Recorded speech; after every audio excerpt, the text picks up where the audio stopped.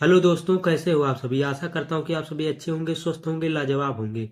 हम Khan sir book की 5वीं क्लास की वीडियो लेकर आया हूँ जो आपके जीएस को कवर कर सके। तो देखिए, आपका एसएससी जीडी का एग्जाम भी 4 तारीख से 4 फरवरी से यानी चालू हो गया है।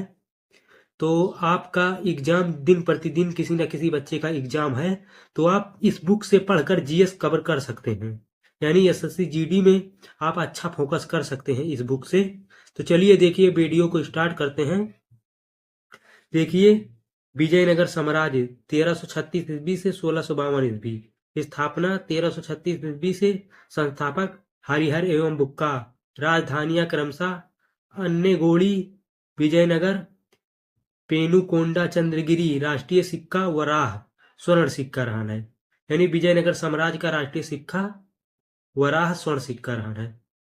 हरिहर एवं बुक्का को विजयनगर साम्राज्य की स्थापना की प्रेरणा माधव विद्यारण तथा सायण से मिली।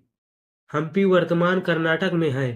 यह विजयनगर कला का अच्छा उदाहरण है। विजयनगर पर शासन करने वाले राजवंश संगम वंश 1336 से 1485 ईस्वी, हरिहर बुक्का।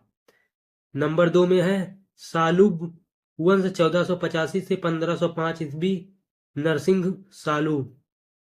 नंबर 3 में है तुलुब वंश 1505 ईस्वी से 1565 ईस्वी, वीर नरसिंह, तालीकोटा युद्ध से समाप्त। 4 में है आरवीडू वंश 1570 से 1652 ईस्वी, तिरुमल, हरिहर प्रथम 1336 से 1356 ईस्वी। 20 साल के बाद उसका भाई बुक्का प्रथम शासक बना। वेदमार्ग प्रतिष्ठापक उसकी उपाधि थी। बुक्का फर्स्ट ने चीन में एक दूत मंडल भेजा।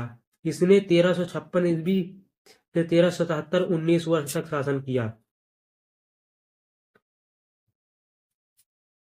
बुक्का फर्स्ट के बाद हरिहर सेकेंड 1377 से 1404 ईस्वी 17 साल विजयनगर की गद्दी पर बैठा। इसने राजाधिराज तथा राज परमेश्वर की उपाधि धारण की। इसकी महान उपलब्धि मुस्लिम राज्यों से गोवा, चोल तथा दम्भौल बंदरगाह जीताना। हाँ, उसके अभिलेख में माधव विद्यारण को सर्वोच्च प्रकाश का अवतार कहा गया। सल्तनत कालीन प्रमुख नगर देवल अंतरराष्ट्रीय बंदरगाह बंगाल, यानी देवल अंतरराष्ट्रीय बंदरगाह बंगाल में स्थित है। सरस्वती चावल के लिए प्रसिद्ध है, यानी सरस्वती बंदरगाह चावल के लिए प्रसिद्ध है। अनहिल बाड़ बंदरगाह व्यापारियों का तीर्थ स्थल, यानी अनहिल बाड़ बंदरगाह व्यापारियों का तीर्थ स्थल।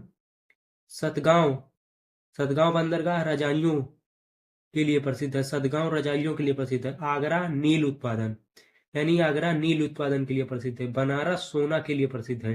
चांदी एवं जरी के लिए प्रसिद्ध है। बनारस सोना, चांदी एवं जरी के लिए प्रसिद्ध है।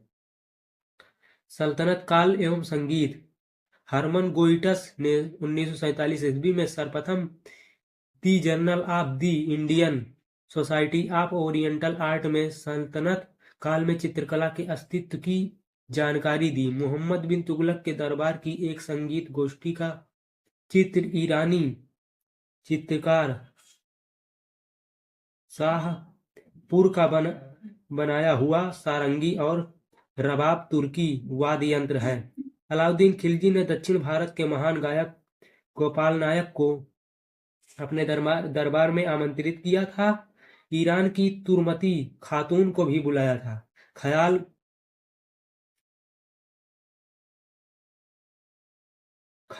गायन का आविष्कार सरगी सुल्तान हुसैन शाह सरगी ने किया। संगीत के क्षेत्र में उपलब्धियों के कारण ही इसे नायक की उपाधि प्राप्त थी।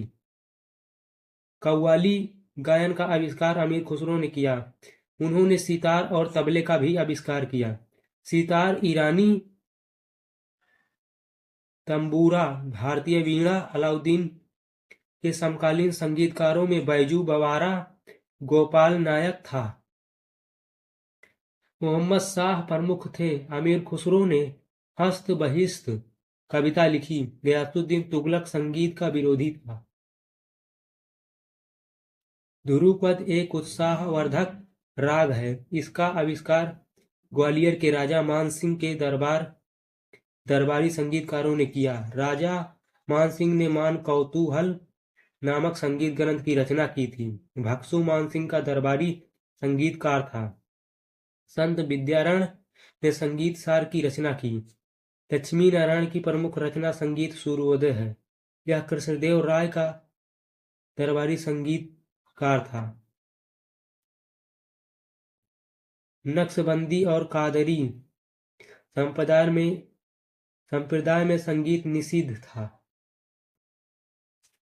तानसेन सत्तारी शाखा के प्रसिद्ध संत मोहम्मद गौस का शिष्य था।